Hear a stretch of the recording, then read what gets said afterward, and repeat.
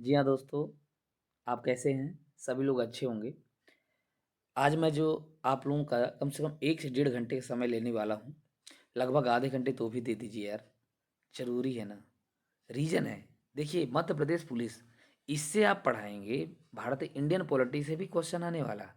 ये बिल्कुल ना सोचिए कि मध्य प्रदेश पुलिस से, एमपी पुलिस से, एमपी बस को हम ध्यान में रख के पढ़ेंगे। हमें हर चीज़ का, हर पहलू का बराबर ज्ञान होना चाहिए।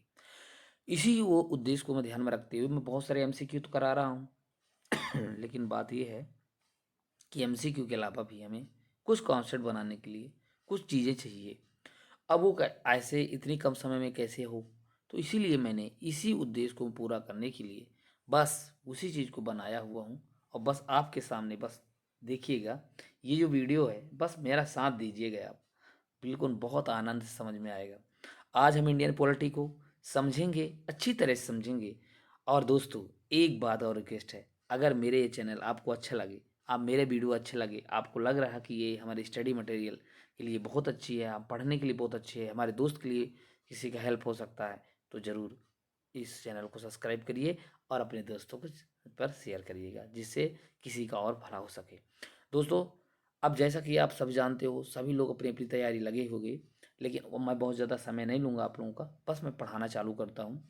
तो हम लोग साथ में पढ़ते हैं बढ़िया मस्त कॉन्सेप्ट से इंडियन पॉलिटी। इंडियन पॉलिटी को अच्छी तरह से हम अगर समझें हम, तो इसके एक एक चीज़ों को समझना बहुत ज़रूरी है दोस्तों। एक एक चीज़ें अगर अच्छी तरह से हम समझने लग गए, 101% बता रहा हूँ, कोई प्रॉब्लम नहीं होगी। जैसे देखिए, ये छोटे छोटे क्वेश्चन जरूर पूछा गया है, कोई बड़ी बात नहीं है दोस्तों कि ऐसी क्वेश्चन नहीं पूछा गया है। जैसे आपके सामने ही दिखा है कि वी.एन. राव को संविधान सभा का संवैधानिक सलाहकार नियुक्त किया गया था। ये सब कोई जानते हैं। लेकिन देखिए बेटा, होता क्या है कि यही क्वेश्चन जब हमारे पेपर में आ जाता है तो हमें समझ में नहीं आ पाता है। वैसे इतनी इजी क्वेश्चन सबसे बन जाएगा, फिर भी ऐसे कई क्वेश्चन हमें देखने को मिलते हैं।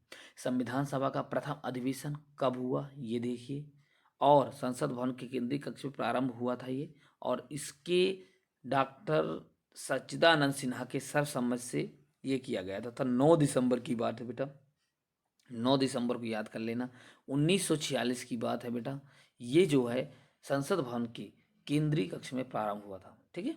अब ये इसमें अब बात ये हो रही है कि ये जो ठीक है प्रारंभ हुआ, अब इसमें क्या था, अस्थायी अध्यक्ष किसे चुना गया था। तो जैसा आप इसको जान सकते हैं कि इसका अस्थायी अध्यक्ष जो है डॉक्टर सच्चिदानंद सिन्हा को चुना गया था दोस्तों।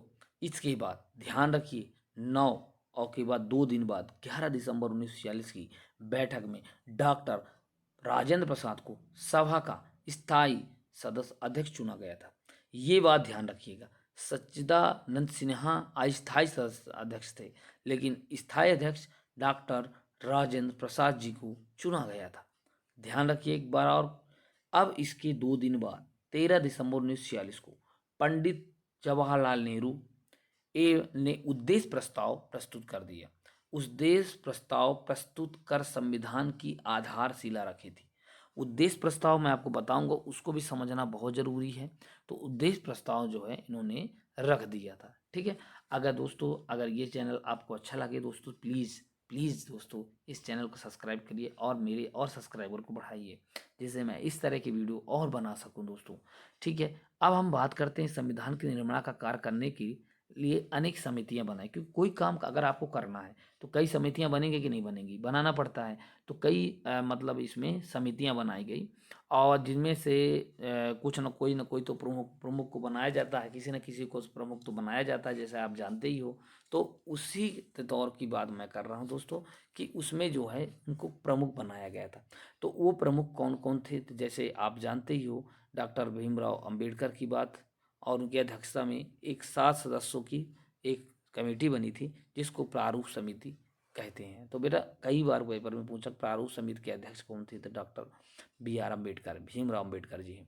प्रारूप समिति में डॉक्टर अम्बेडकर के अतिरिक्त सर्वश्री गोपाल स्वामी अय्यर, ठीक है, गोपाल स्वामी अय्यर, ध्यान रखिए, अल्लादी कृष्ण स्वामी अय्यर, K.M. मुंशी, मोहम्मद सादुल्लाह, D.P. खेतान, 1948, है ना, में इनकी मृत्यु के पश्चात इसके बाद T.T. कृष्णाचारी हो गए थे, ठीक है।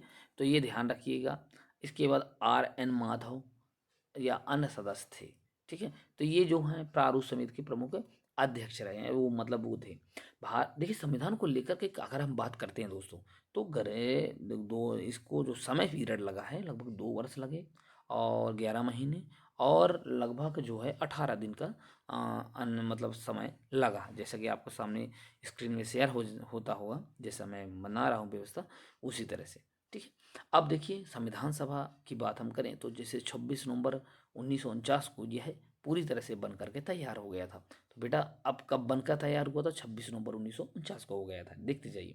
और इसी दिन उन पर अध्यक्ष के हस्ताक्षर भी हुए थे। 26 नवंबर 1949 को अध्यक्ष के हस्ताक्षर भी हुए थे। दोस्तों अगर आपको अच्छा लगे तो प्लीज़ आप बिल्कुल लाइक जरूर करिएगा। ठीक है, हालांकि संविधान की अगर हम बात करें तो 26 नवंबर 1949 को तैयार हो गया था, परंतु इसके अधिकतर भाग को 26 जनवरी 1950 को लागू किया गया, क्योंकि सन 1930 में संपूर्ण भारत में 26 जनवरी का दिन स्वाधीनता दिवस के रूप में मनाया जा चुका था और मनाया जाता था, इसलिए इस 26 जनवरी 1950 को जो है गणतंत्र दिवस के रूप में मनाया गया। ठीक है दोस्तों, तो ये चीज़ें आपको ध्यान में थोड़ा सा रखनी पड़ेगी।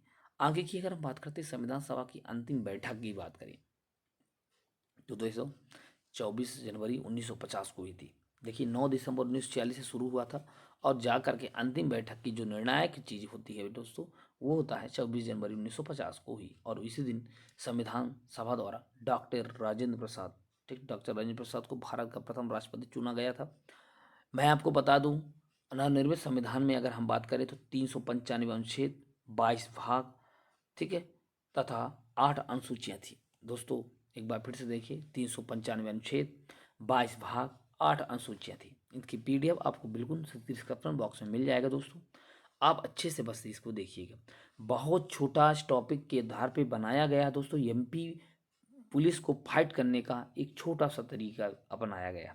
डॉक्टर भीमराव अंबेडकर को भारतीय संविधान के जनक के रूप में जाना जाता है, जैसे ये कोई अतिशयोक्ति बात नहीं है, ये आप बहुत पहले से जानते हो। वर्तमान में इतने अनुच्छेद, इतने भाग, ये सब कोई बड़ी बात नहीं है। देखिए दोस्तों आगे की अगर हम बात करते हैं तो जैसे मूल अधिकार, भारतीय संविधान को नागरिकों को की अगर हम बात करें तो 6 अधिकार प्राप्त हैं, जो इस तरह का है। दोस्तों पेपर में बहुत ज़्यादा पूछा समानता का अधिकार कौन किस किस किस अनुच्छेद से है, तो अनुच्छेद 14 से लेकर 18 तक के बीच को सब समानता का अधिकार, सभी व्यक्ति को समान अधिकार दिया गया है। स्वतंत्रता का अधिकार जो है 19 से लेकर के 22 तक का निर्णय किया गया है। 19 से 22 तक के सभी इनको स्वतंत्रता का अधिकार है। अच्छा, शोषण के विरुद्ध का अधिकार जो है 23 और 24 है। 23 और 24 जो अनुच्छेद हैं वो शोषण के विरुद्ध का अधिकार है। धार्मिक स्वतंत्रता का अधिकार क्या है? 25 से 28। धार्मिक स्वतंत्रता का अधिकार 25 से आपको 28 में मिल जाएगा। ठीक है दोस्तों। अच्छा, इसके अलावा आप और देखेंगे तो 25 से 28 हो गया। संस्कृति और शिक्षा संबंधी अधिकार की अगर हम बात करें तो ये 29 व 30 है। संस्कृत एवं शिक्षा संबंधी अधिकार के अनुच्छेद की अगर बात करें तो 29 व 30 है दोस्तों। अच्छा, संवैधानिक उपचारों का अधिकार की बात करें तो अनुच्छेद 32 है। ठीक है, संवैधानिक उपचारों की बात अगर हम करते हैं दोस्तों तो अनुच्छेद 32 है। ठीक है, भारतीय नागरिकों को वर्तमान समय में संपत्ति का अधिकार मूल अधिकार के रूप में प्राप्त नहीं है। वर्तमान में अगर हम बात करें नागरिकों को अगर बात करें तो संपत्ति का मूल अधिकार जो है उनके रूप में प्राप्त नहीं है। भी 44वें से एक संविधान संशोधन, बहुत आईएमपी क्वेश्चन है, 1978 की एक कानूनी अधिकार बना दिया गया जिसका उल्लेख 300 का अनुच्छेद 300 का में है। ठीक, मूल कर्तव्य की संख्या अब मुख्यतः 11 है। अब देखिए एक क्वेश्चन आपके पेपर में जरूर देखने को मिलता है, जैसा कि आप जानते ही हो, इसमें कोई अतिशयोक्ति नहीं है बेटा, आप लगातार बता रही है। देखिए इसमें क्या, भारतीय संविधान के कुछ विदेशी स्रोत, जैसे मौलिक अधिकार हम कहाँ से लिए हैं, तो मौलिक अधिकार संयुक्त राज्य अमेरिका से ले लिए हैं। संयुक्त राज्य अमेरिका के बाद संसदीय एवं शासन प्रणाली एवं एकल नागरिकता कहाँ लिए गए, तो आप बोले भाई ब्रिटेन से ले लिए हैं। बोले नीति निष्ठा तो किसके लिए, बोले आप आयरलैंड से ले लिए हैं। हम बोलेंगे भाई संवर्ती सूची किससे लिए, तो आप बोलेगे ऑस्ट्रेलिया से लिए हैं। आपात उपबंध किससे लिए गए, तो आप कहेंगे जर्मनी से लिए हैं भैया। संविधान संशोधन की प्रक्रिया दक्षिण अफ्रीका से लिया गया है, ये भी आप जानते हो। अच्छा, मूल कर्तव्य कहाँ से लिया गया, आपको रसिया से लिया गया, रूस से लिया गया। संघातक विशेषता कहाँ, तो कनाडा में। और गणतंत्र शासन व्यवस्था जो है फ्रांस में, फ्रांस से लिया गया। तो गणतंत्री शासन व्यवस्था फ्रांस से, संघातक विशेषता कनाडा से, भौगोलिक कर्तव्य जो है रूस से, और आपको मैं बता दूं, मौलिक कर्तव्य के अलावा आपात उपबंध जो है ये जर्मनी से, संवर्धित सूची ऑस्ट्रेलिया से, नीति तत्व जो है आयरलैंड से, संसदीय एवं शासन प्रणाली नागरिक एकल नागरिकता भी हम बात कर दें तो ब्रिटेन से है। संयुक्त राज्य अमेरिका को मौलिक अधिकार प्राप्त है, मौलिक अधिकार हम संयुक्त राज्य अमेरिका से ले लिए हैं। ठीक है दोस्तों, अगर ठीक है तो ये आप लोग बहुत छोटा, बहुत शॉर्ट, बहुत स्वीट एक छोटा सा वीडियो हमने अभी सामने रिप्रेजेंट कर रहे हैं और इसको आप अच्छे से पढ़िएगा। देखिए, अगर राष्ट्रपति की बात करते हैं दोस्तों, बहुत छोटा सा है, तो राष्ट्रपति जैसे आप जानते ही हो, राष्ट्रपति की अगर हम बात करें तो राष्ट्रपति अप्रत्यक्ष रूप से निर्वाचन मंडल द्वारा चुना जाता है, जिसे संसद दोनों सदनों के निर्वाचित सदस्यों और राज्य विधानसभा और संघीय क्षेत्र की विधानसभाओं के निर्वाचित सदस्य भाग लेते हैं। ठीक है, राष्ट्रपति के निर्वाचन मंडल में मैं अगर बात करूं तो संसद के मनोनीत सदस्य, राज्य विधानसभाओं के मनोनीत सदस्य तथा राज्य विधान परिषद के सदस्य शामिल नहीं किए जाते। ठीक है, राष्ट्रपति के चुनाव के लिए अनुपातिक प्रतिनिधित्व एकल संक्रमण पद का प्रयोग किया जा रहा है। भारतीय संविधान के अनुच्छेद 61 के तहत अनुसार राष्ट्रपति द्वारा संविधान का उल्लंघन करने पर उसके विरुद्ध महाभियोग चलाकर उसे पदच्युत किया जा सकता है। ठीक है दोस्तों, अच्छा अब क्या है, महाभियोग की बात ये किया गया। अच्छा, राष्ट्रपति कार्य में शक्तियां जैसे कि आप जानते हो, उसमें कार्यपालिका शक्तियां हैं, विधायिका शक्तियां हैं इसमें, तो ये दो प्रकार की शक्तियां इसके लिए बहुत महत्वपूर्ण मायने रखती है। और कुछ संकटकालीन शक्तियां होती जैसे युद्ध हो गया, बाहरी आक्रमण, सशस्त्र विद्रोह की स्थिति को संबोधित संकटकालीन व्यवस्था अनुच्छेद 352 और भारत राज्य के संवैधानिक विफल होने से संकटकालीन व्यवस्था अनुच्छेद 356 और वित्तीय आपातकालीन 360। ये आपका तीन जो ये मुख्यतः जो है ये हमारे राष्ट्रपति जी का प्रमुख है वर्क है और प्रमुख इनका जो है अधिकार है।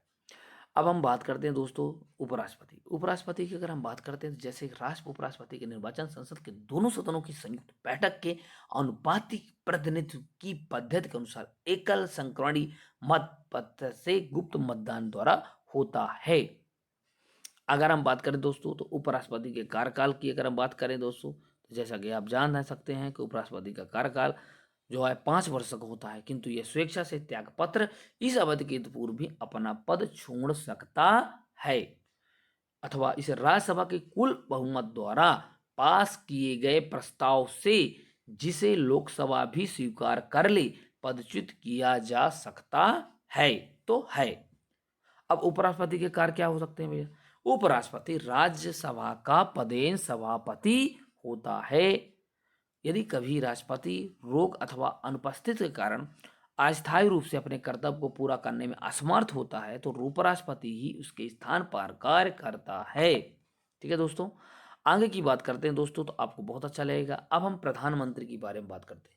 प्रधानमंत्री की बात करते हैं तो इनकी नियुक्तियां और वेतन भत्ते की अगर हम बात करें तो संसदीय प्रणाली में राष्ट्रपति लोकसभा के बहुमत दल के नेता को प्रधानमंत्री पद पर नियुक्ति करने के लिए बाध्य होता है।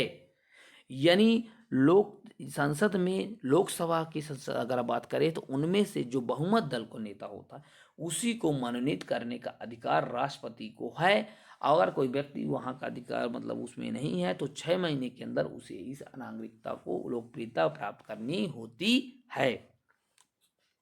प्रधानमंत्री को कोई भी वेतन भत्ते वही वेतन भत्ते दिए जाते हैं जो संसद के सदस्यों को दिए जाते हैं। ऐसा कुछ नहीं कि स्पेशल कुछ है, जो संसद के सदस्यों को दिए जाते हैं वही वेतन भत्ते प्रधानमंत्री को दिए जाते हैं। अच्छा, कार्य शक्ति में क्या बात, लोकसभा का नेता राष्ट्रपति तथा मंत्रिमंडल के बीच संबंध स्थापित करना, देश के सर्वोच्च नेता तथा शासक के रूप में कार्य करना, अंतर्राष्ट्रीय क्षेत्र में भारत का प्रतिनिधित्व करना। तो ये महत्वपूर्ण की बात हमने यहाँ पे बात की। अब इसके बाद कुछ और बता रहे हैं, जैसे कि कुछ महत्वपूर्ण तथ्य में जैसे पढ़ेंगे तो डॉक्टर राजेंद्र प्रसाद जी ऐसे थे जो दो कार्यकाल रहने वाले एकमात्र राष्ट्रपति थे। तो ये थोड़ा महत्वपूर्ण पेपर हो जाता। नीलम संजीव रेड्डी एकमात्र निर्विरोध निर्वाचित राष्ट्रपति थे। नीलम संजीव रेड्डी को याद कर लेना भैया। डॉक्टर बीवी गिरी एकमात्र ऐसे राष्ट्रपति थे जिनके निर्वाचन में द्वितीय मतगणना करनी पड़ी थी। बेटा 101% IMP है। डॉक्टर बीवी गिरी प्रथम कार्यवाहक राष्ट्रपति भी थे। डॉक्टर राष्ट्रपति पद की शपथ लेने वाले सर्वोच्च न्यायालय के एकमात्र मुख्य न्यायाधीश न्यायमूर्ति एम हिदायतुल्ला थे। देखिए GS पाठक जी, जीवीडी जत्ती एवं आयतुल्ला और कृष्णन राष्ट्रपति पद पर पदोन्नति न पाने वाले उपराष्ट्रपति रहे। देखिए, अगर हम बात करते हैं डॉक्टर कृष्णकांत एकमात्र उपराष्ट्रपति जिनका निधन कार्यकाल के दौरान हुआ है। तो दोस्तों, अगर ये दोस्तों अच्छा लग रहा है तो प्लीज़ अब इस चैनल को आप सब्सक्राइब कर ही दीजिएगा और अपने दोस्तों को ज़रूर भेज दीजिएगा। अगर आप मेरे बातों में, मेरे वीडियो में आपको लग रहा है कि नहीं, इससे पढ़ने से हमारा बहुत अच्छा तैयारी हो सकती है, तो ज़रूर दोस्तों। प्रथम गैर कांग्रेसी प्रधानमंत्री श्री मोरारजी देसाई थे। सबसे लंबे कार्यकाल वाले प्रधानमंत्री पंडित जवाहरलाल नेहरू थे। सबसे छोटे कार्यकाल करने वाला प्रधानमंत्री अटल बिहारी वाजपेयी मात्र 13 दिन थे। एकमात्र प्रधानमंत्री जिसने लोकसभा का सामना नहीं किया चौधरी चरण सिंह हैं, ये ध्यान रखिएगा। इसके अलावा चौधरी चरण सिंह के बाद हम लोकसभा चुनाव में पराजित होने वाले एकमात्र प्रधानमंत्री श्रीमती इंदिरा गांधी हैं। अविश्वास प्रस्ताव द्वारा हटाए वाले प्रधानमंत्री विश्वनाथ प्रताप सिंह है। जैसे प्रधानमंत्री जो पद ग्रहण करने के समय राज्यसभा के सदस्य थे श्रीमती इंदिरा गांधी और डॉक्टर मनमोहन सिंह जी, जो प्रधानमंत्री की पद ग्रहण किए थे तो राष्ट्रपति उसके प्रमुख वो थे, सदस्य भी थे। अविश्वास प्रस्ताव पारित करने वाले प्रधानमंत्री विश्वनाथ प्रताप सिंह हैं। और इसके बाद ऐसे प्रधानमंत्री जो पद ग्रहण के समय विधानसभा सदस्य थे, एच.डी. देवगणा और देवगणों, और ऐसे प्रधानमंत्री जो पद ग्रहण समय किसी भी पद का सदस्य नहीं था, पी.वी. नरसिम्हन राव। ठीक है दोस्तों, तो ये आप लोग देखिए।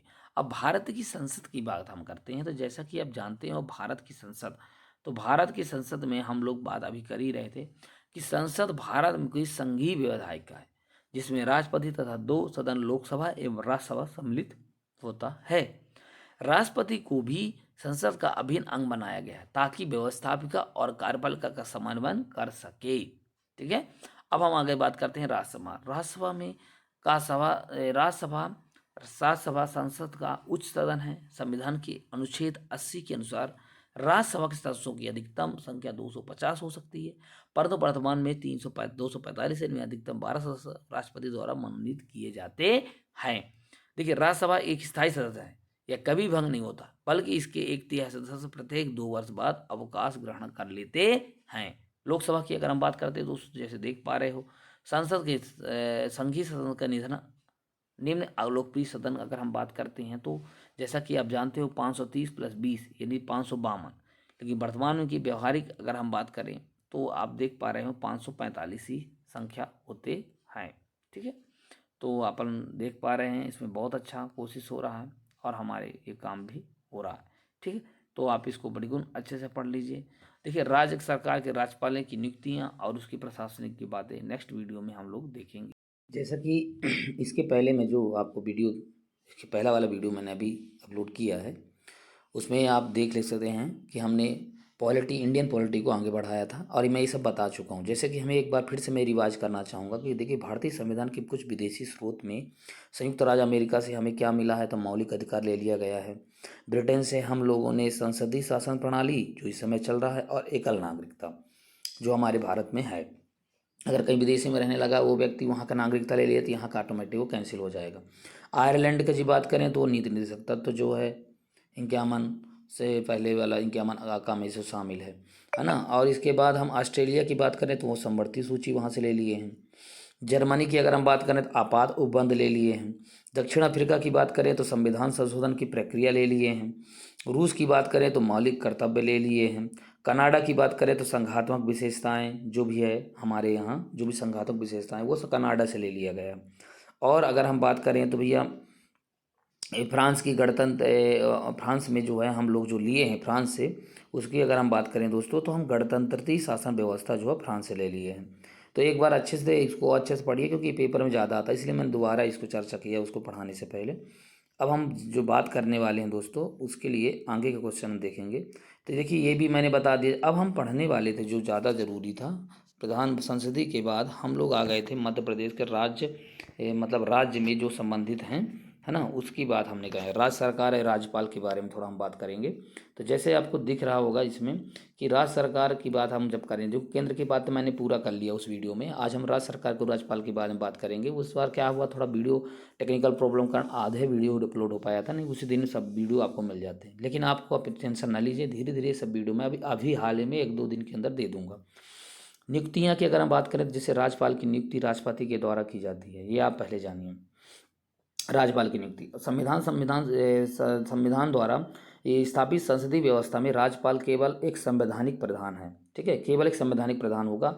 अतः राज्यपाल पद के संबंध में निर्वाचन के स्थान पर मनोनयन की पद्धति को अपनाया गया है, इसलिए निर्वाचन की पद्धति नहीं, उसे मनोनयन किया जाता है, निर्वाचित नहीं किया जाता है। ये थोड़ा सा आपको ध्यान देने वाली बात है। इसके बाद अगर हम बात करते हैं दोस्तों, तो आगे की अगर बात हम करते हैं तो देखिए इसका और हम दिखाएं अगर आपको, तो कार्यकाल की अगर हम बात करते हैं जैसे, तो राज्यपाल का कार्यकाल 5 वर्ष तक होता है, लेकिन यह अपने उत्तराधिकारी के पद ग्रहण करने तक अपने पद पर बना रह सकता है। वैसे इसका 5 वर्ष तक होता है, लेकिन अगर मान लो बाई चांस उसका उत्तराधिकारी नहीं हो रहा तो लगातार वो बना रह सकता है। मनोनयन होता है राज्यपाल का, समझ रहे हैं ना, निर्वाचन नहीं होता है, लेकिन राष्ट्रपति का निर्वाचन होता है। शक्तियाँ की अगर हम बात करें तो देखिए मुख्यमंत्री की नियुक्ति करता है, समझिए। इसके परामर्श से अन्य मंत्रियों की नियुक्ति भी यही करता है, मंत्री मतलब मुख्यमंत्री के परामर्श से वो अन्य मंत्रियों की भी नियुक्ति कर लेता है। और यदि राज्य के विधानमंडल अधिवेशन ना हो रहा हो, यदि राज्य के विधानमंडल का अधिवेशन ना रहा हो तो राज्यपाल अध्यादेश जारी कर सकता है, इस पे अधिकार दे दिया गया है। एक नोट है आपके, देख सकते हैं, अगर यह देखता है कि राज्य का प्रशासन संविधान के उपबंध के अनुसार नहीं चलाया जा सकता है, अगर यह देखता है कि राज्य का प्रशासन जो है संविधान के उपबंधों के अनुसार नहीं चलाया जा सकता, तो वह राष्ट्रपति को राज्य में संवैधानिक तंत्र की विफलता के संबंध में सूचना देता है, और उसकी रिपोर्ट के आधार पर अनुच्छेद 356 के अंतर्गत राज्य में राष्ट्रपति शासन लागू हो जाता है। तो पहले यही जो है वो देखता है, तब उनको सूचित करता है, तब ये होता है, ठीक है। तो ये भी एक महत्वपूर्ण क्वेश्चन था और हम लोगों ने देखा, ठीक है। हाँ, तो देखिए दोस्तों, ये नियुक्तियाँ के यदि संविधान के अनुच्छेद 164 में कहा गया कि मुख्यमंत्री की नियुक्ति राज्यपाल करेगा, ठीक है। 164 में ये कह दिया है कि भैया कि वो संविधान अनुच्छेद 164 में ये कहा गया कि मुख्यमंत्री की जो नियुक्ति है वो कौन करेगा, राज्यपाल करेगा। व्यवहार के अंतर्गत राज्यपाल के द्वारा जो विधान सभा की बहुमत दल का नेता को ही मुख्यमंत्री पद पर नियुक्त किया जाता है। जैसे ये सब जानते हो, लेकिन ये अनुच्छेद को अब याद रख लेना। कार्य एवं अधिकार की अगर हम बात करते हैं तो जैसे मुख्यमंत्री के क्या कार्य है, तो ये मंत्रिपरिषद का निर्माण करता है ना। और क्या कर सकता है, मंत्रियों में कार्य का बंटवारा और विभाग परिवर्तन, ये मंत्रिमंडल का प्रमुख कार्य है। देखिए भैया, मंत्रिपरिषद का कई निर्माण कर सकता है, मंत्रियों में कार्य का जो ये तुम करोगे ऐसा करोगे, बंटवारा कर सकता है, विभाग में परिवर्तन कर सकता है, और मंत्रिमंडल का कार्य संचालन भी इसके सामने होता है। विधानसभा के नेता के रूप में ये कार्य करता है, ध्यान रखिएगा, ठीक है। तो ये हो गया। अब हम अगर बात करते हैं तो ये आप देखिए यहाँ पे इसकी स्थिति अगर हम बात करें तो जैसे विधानसभा की स्थिति अगर हम पढ़ें तो देखो, ये हमने विधानसभा की अगर हम बात करते हैं तो जैसे विधानसभा राज्य की विधानमंडल का निम्न सदन होता है। जैसे विधानमंडल का ये सबसे निम्न सदन है। उच्च सदन जैसे मंत्रिपरिषद के अभी हमने हाल ही में विधानसभा को अच्छे से समझने गए, तो ये निम्न सदन ये कहलाता। विधानसभा के सदस्यों का निर्वाचन प्रत्यक्ष रूप से राज्य की जनता करती है, ठीक है। विधानसभा के सदस्यों की जो निर्वाचन है वो डायरेक्ट रूप से जो हम लोग विधायकों को वोट देते हैं वो होता है। राज्य का विधानसभा के सदस्यों की अधिकतम संख्या 500 और ठीक है, और न्यूनतम संख्या जो है उसकी 60 होती है, ठीक है। तो ये आप थोड़ा देखिए। तो हमने विधान परिषद की बातें हमने के पहले हम विधान सभा की बात कर रहा था। ये विधानसभा के जो विधानमंडल का निम्न सदन होता है और इसको प्रत्यक्ष रूप से जनता चुनती है। इसमें जो सदस्यों की अधिकतम संख्या 500 या न्यूनतम संख्या उसमें 60 हो सकती है। इसकी जो हम लोग बात करें निर्वाचन की पद्धति की अगर हम बात करें तो अगले भारतीय समुदाय के एक नामजद सदस्य को छोड़कर विधानसभा के अन्य सभी सदस्यों को मतदाता द्वारा प्रत्यक्ष रूप से चुनाव होता है, ठीक है। और विधानसभा के निर्वाचन के लिए एक वयस्क मताधिकार जो है ना, वयस्क मताधिकार और संयुक्त प्रणाली निर्वाचन प्रणाली अपनाई गई है, ठीक है। तो ये हो जाएगा। कार्यकाल की अगर हम बात करें तो साधारण अवस्था में राज्य विधानसभा का कार्यकाल उसकी पहली बैठक में 5 वर्ष का होता है, ठीक है। तो ध्यान रखिएगा, इसका 5 वर्ष तक के लिए होता है। जैसे हम लोग जानते हैं इसको कोई दिक्कत नहीं। विधान परिषद थोड़ा समझ लेते हैं, बस हो गया थोड़ा सा। तो राज्य के विधानमंडल के दूसरे सदन को विधान परिषद कहा जाता है, इसे उच्च सदन भी कहा जाता है। वर्तमान समय में विधान परिषद भारतीय संघ के केवल 7 राज्यों उत्तर प्रदेश, बिहार, महाराष्ट्र, कर्नाटक, जम्मू एंड कश्मीर, आंध्र प्रदेश तथा तेलंगाना में है। तो ये जो विधान परिषदें होती है कहाँ कहाँ है थोड़ा याद रख लो जी। तो विधान परिषद जैसे कि हमारे जो केंद्र शासित प्रदेश होते हैं उनमें, इसके अलावा उनमें भी विधान परिषद ही होता है। जैसे अब ज़्यादातर देखें तो अभी विधान परिषद हर जगह नहीं है, लेकिन विधान परिषद में होता क्या है कि इसमें जो डायरेक्ट जो है इसमें जो है लेखा जोखा राज्य राष्ट्रपति के अंतर्गत में आ जाता है। तो इसमें देखिए, इसमें कौन कौन से दे हैं तो याद कर लो। उत्तर प्रदेश, बिहार, महाराष्ट्र, कर्नाटक, जम्मू एंड कश्मीर, आंध्र प्रदेश तथा तेलंगाना। तो याद हो जाएगा ये, ठीक है। सदस्य संख्या संविधान में व्यवस्था की गई प्रत्येक राज्य का विधान परिषद के सदस्यों की संख्या उनके विधानसभा के सदस्यों की संख्या 1/3 से अधिक नहीं होगी। मतलब 1/3 ही उसमें अधिक अधिक नहीं होगी, परंतु साथ ही यह भी कहा गया कि किसी भी सदस्य दशा में उसकी सदस्य संख्या 40 से कम नहीं होनी चाहिए। मतलब कम से कम 40 हो और बाकी ज़्यादा से ज़्यादा आप किसी उसके विधान परिषद की जो सीटें हैं उसकी 1/3, 1/3 भाग जो है उसमें होना चाहिए ज़्यादा से ज़्यादा, और कम से कम फिर भी 40 से कम नहीं होना चाहिए, नहीं काम संभाल नहीं पाएगा। इसलिए ऐसा प्रबंध इसमें किया गया है। तो आप लोग बिल्कुल ध्यान में रखिए, हर चीज़ को क्लियर करते जा रहे हैं और इसको हमें पढ़ना भी है, समझना भी है, और आप देख पा रहे हैं कि एक एक चीज़ें बिल्कुल क्लियर हो रहा है। आगे की बात हम करें तो कार्यकाल जो विधान परिषद का एक स्थायी सदन है। देखिए, विधान परिषद एक स्थायी सदन है, लेकिन अभी विधानसभा जो पढ़े थे वो अस्थायी सदन है। तो विधान परिषद की एक स्थायी सदन है। पूरी विधान परिषद कभी भी भंग नहीं होती है और इसे राज्यपाल द्वारा भी भंग नहीं किया जा सकता है। समझ रहे हैं ना? जैसे हम लोकसभा और वहाँ राज्यसभा की बात किए थे। हाँ, विधान परिषद सदस्यों का कार्यकाल जो है 6 वर्ष का है। प्रत्येक 2 वर्ष के पश्चात 1/3 सदस्य अपना पद छोड़ देते हैं और उनके स्थान के लिए नए निर्वाचित होते रहते हैं। तो इस तरह इसको क्वेश्चन है, ठीक है। हाँ, तो आज हम जो है पंचायती राज को अभी समझ लें तो और अच्छा रहेगा। तो जैसे कि अभी हम जान ही रहे हैं कि हम इंडियन पॉलिटी का पंचायती राज में आ चुके हैं, और अभी हम पंचायती राज के बाद जस्ट मैं आपको पढ़ाने वाला हूँ संशोधन। तो हम लोग पहले देख लेते हैं ब्रिटिश शासन में जो 1882 में तत्कालीन वायसराय उस समय थे लॉर्ड रिपन के स्थानीय स्वायत्त शासन की स्थापना का प्रयास किया था। तो देखो बेटा, अब क्वेश्चन ये है कि हम इसको पढ़ क्यों रहे हैं, इसलिए क्योंकि देख क्वेश्चन आ जाता है कि कब से पंचायती राज का हुआ था। 1882 में उस समय लॉर्ड रिपन ने एक स्थायी स्वायत्त शासन की स्थापना करने का उनको मन में था, प्रयास किया। संविधान के अनुच्छेद 40 में राज्यों को पंचायतों के गठन का निर्देश दिया गया, ठीक है। देखिए, पंचायतों को गठन का निर्देश दिया गया था 40 राज्यों में। 2 अक्टूबर 1952 को राजस्थान में सामुदायिक विकास कार्यक्रम प्रारंभ किया गया। तो सामुदायिक विकास कार्यक्रम जो 1952 में राजस्थान में 2 अक्टूबर 1952 में एक किया गया, और 1958 में राष्ट्रीय विकास परिषद में बलवंत राय मेहता समिति की प्रजातांत्रिक विकेंद्रीकरण की सिफारिशों को स्वीकार करते हुए उसे क्रियान्वित करने के लिए कहा गया। तो कब कहा गया? 1958 में। फिर क्या हुआ देखिए, फिर इसके बाद है आंध्र प्रदेश में प्रयोग के विचार से अगस्त 1958 में कुछ हिस्सों में लोकतांत्रिक विकेंद्रीकरण को लागू किया गया। देखिए, आंध्र प्रदेश में प्रयोग के विचार से अगस्त 1958 में, ठीक है, आंध्र प्रदेश में प्रयोग के विचार से अगस्त 1958 में कुछ हिस्सों में जो है लोकतांत्रिक विकेंद्रीकरण को लागू कर दिया गया। अब 2 अक्टूबर 1959 को पंडित जवाहरलाल नेहरू ने राजस्थान की, समझते जाइए, नागौर में प्रजातांत्रिक विकेंद्रीकरण का योजना का श्री गणेश किया और उसे पंचायती राज कहा। तो देखिए, हुआ कब? आंध्र प्रदेश में प्रयोग के विचार से अगस्त 1958 कुछ हिस्सों पर लोकतांत्रिक विकेंद्रीकरण को लागू कर दिया गया, आंध्र प्रदेश में हुआ बस। लेकिन 1958 की बात ये नहीं होती, लेकिन 1959 में जाकर पंडित जवाहरलाल नेहरू राजस्थान के नागौर में इसमें ये कर दिया था, ठीक है। अब हम आगे की बात करें तो जैसे कि राजस्थान की प्रथम राज्य है जहाँ सर्वप्रथम संपूर्ण राज्य में पंचायती राज की स्थापना मतलब की गई, ठीक है। जनता पार्टी ने पंचायती राज को सुधार के लिए अशोक मेहता समिति गठित की, जिसने द्विस्तरीय पंचायत संगठन की सिफारिश की, और इससे पूर्व त्रिस्तरीय संगठन अस्तित्व में था। इस समिति की सिफारिशें लागू नहीं हुई। तो जनता पार्टी ने पंचायती राज में सुधार के लिए अशोक मेहता का इन्होंने शिलान्यास किया। हाँ, तो अब देखिए, फिर 1993 में अगर हम बात करें, संविधान 73वां संविधान संशोधन विधेयक पंचायती राज के लिए तथा 74वां नगर निकायों के संवैधानिक दर्जा प्रदान करने के लिए किया गया 1993 में। तो जैसे इसके पहले मैंने बता चुका था, आप लोग इसको दिमाग में रख लीजिएगा। अब देखिए, हम लोग जब पढ़ेंगे संविधान के प्रमुख संशोधन, इसको समझेंगे।